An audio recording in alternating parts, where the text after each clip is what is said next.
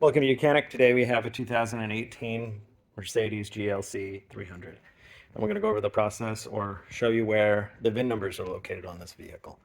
I've found two. There could be more. There's generally one in the engine bay, and I have not found that. But the two main ones, one on the door panel, and then the one that's on the firewall below the windshield. So we'll open up our driver's door, and then we can look right here, and this is our VIN number placard. So that barcode on the bottom, that's the VIN number above it, and all that information there. And then up top, we have where the vehicle is made,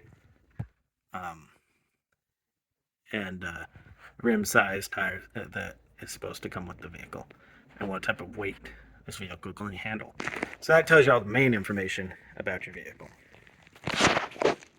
And then at the bottom of the windshield, we have our other VIN number, which is, they should match the same as the one in the door panel. And so this is another location to verify your VIN numbers when you are to compare with your vehicle. Being if you're buying a used vehicle or not, you'll want to compare these. Thanks for watching YOUCANIC, where you can be the mechanic.